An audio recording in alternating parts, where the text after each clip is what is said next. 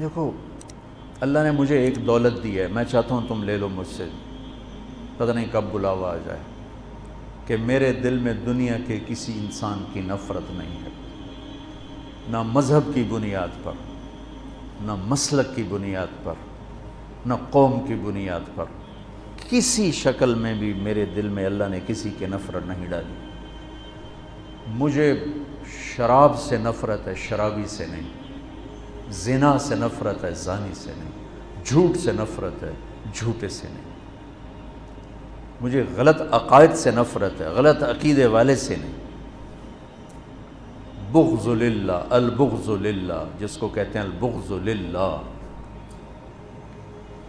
مجھے سب سے محبت۔ ایک اہل حدیث خطیب آ گئے، کہا جی ایک بات پوچھنے آیا ہوں، سچ بولنا جھوٹ نہ بولنا۔ میں بڑا حیران ہو گئی، سچ بولنا، پہلی امتحان لیندہ پہ سچ بولنا جھوٹ نہ بولنا۔ میں نے کہا جی فرماؤ۔ کہا ہمارا بیان ہوتا ہے، ہم اشتہار لگاتے ہیں، بندہ ہی کوئی نہیں آمدہ، تیرا اشتہار بھی نہیں ہوتا، جا نہیں لبدی، تو نے کوئی وظیفہ پڑھا ہوا ہے؟ وہ وظیفہ پوچھنے آیا ہوں، وہ وظیفہ بتاؤ۔ میں نے کہا نہیں میرے پاس تو کوئی وظیفہ نہیں۔ کہنے لگا میں نے کہا تھا نا جھوٹ نہیں بولنا، مجھے سچ سچ بتا وہ کیا وظیفہ ہے، میں وہ وظیفہ کرنا چاہتا ہوں۔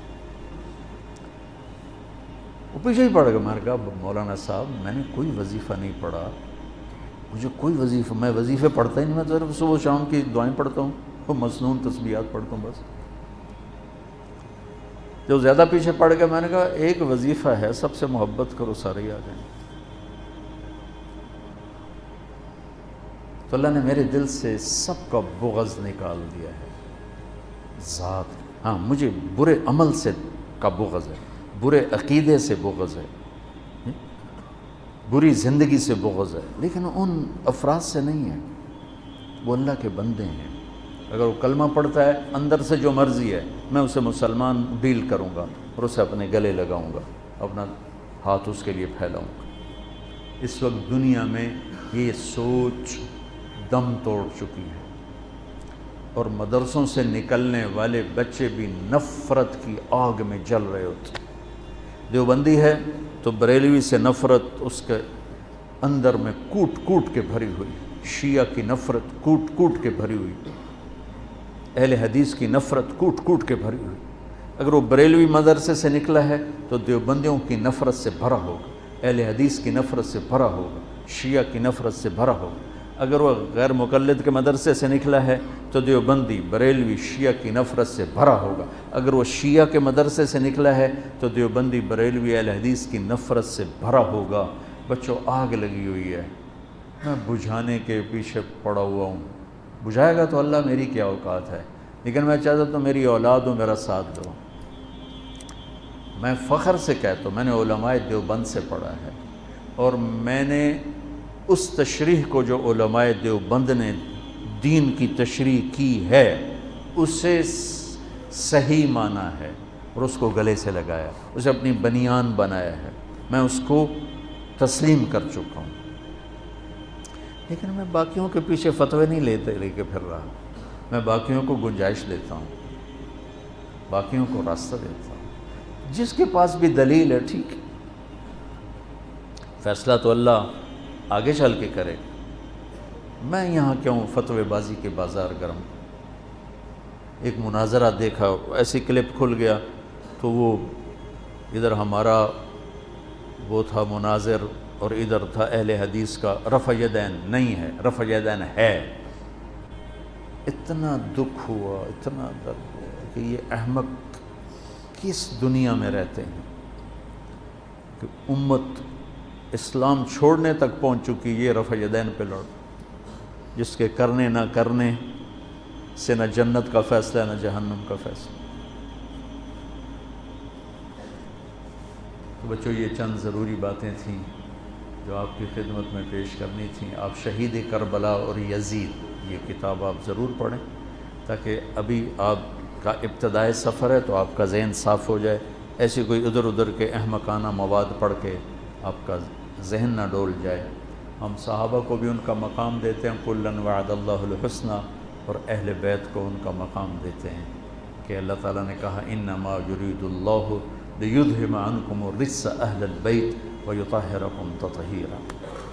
تو میں نے ایک چھوٹی سی کاوش کی ہے، دعا فرمائے اللہ اسے قبول کرے، کہ ایک کتاب لکھوائی ہے، کتنے صفحے کی؟ 625 صفحے کی وہ کتاب تیار ہوئی ہے۔ کتنے سال لگے؟ 2.5 سال میں وہ کتاب تیار ہوئی کہ مواد ہی نہیں ملتا تھا۔ میں کہا شاید ہم یہ جب اللہ مجھے بلائے تو میں اللہ اس کے رسول کو یہ تحفہ پیش کروں کہ آپ کی اولاد کے لیے میں یہ نذرانہ لایا ہوں، اور تو میرے پاس کچھ ہے نہیں، آپ کے در کا مراسی بن کے مرنا چاہتا ہوں، آپ کی اولاد کے تذکرے کرتے کرتے مرنا چاہتا ہوں، ان کی محبت اور عشق میں مرنا چاہتا ہوں۔ امام شافعی نے کیا کہا تھا؟ لو کان الرفض حب آل محمد فلیشہد الثقلان انی رافض۔ اگر اہل بیت کی محبت کا نام ہے شیعہ ہونا تو سن لو میں بھی شیعہ ہوں۔ اگر اہل بیت کی محبت کا نام ہے شیعہ ہونا تو پھر ساری دنیا سن لے میں بھی شیعہ ہوں۔ تم میری اولاد کو برا بھلا کہو تو مجھے اچھے لوگو، اور میری اولاد کے گیت گاؤ تو تم چاہے جھوٹے بھی کہو تو مجھے پیارے لگو۔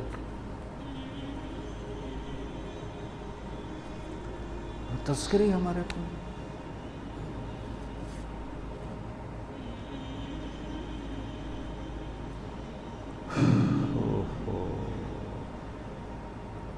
بس حضرت امام حسن جو تھے نا، وہ یہاں سے لے کر یہاں تک اللہ کے نبی کے مشابہ تھے، اور نیچے حضرت علی کے مشابہ تھے، اور حضرت حسین یہاں سے لے کر یہاں تک حضرت علی کے مشابہ تھے، اور یہاں سے لے کر نیچے تک حضرت محمد مصطفیٰ صلی اللہ علیہ وسلم کے مشابہ تھے۔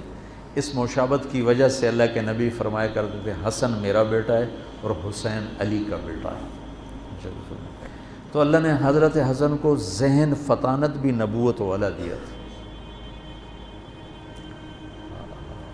بہت عجب، بہت عجب۔ پڑھو ان حضرات کی سیرت پڑھو، بہت کچھ اللہ نے مجھے موقع، جب میں کبھی پڑھتا تھا مجھے اللہ نے خوب موقع دیا، اور میں نے یہ چیپٹر کافی محنت کے ساتھ پڑھا۔ بہت سے خلجان پیدا ہوتے تھے تو پھر اللہ نے فضل فرمایا، ایک صحیح بات تک اللہ نے پہنچا دیا، وہی آپ تک پہنچانا چاہتا ہوں۔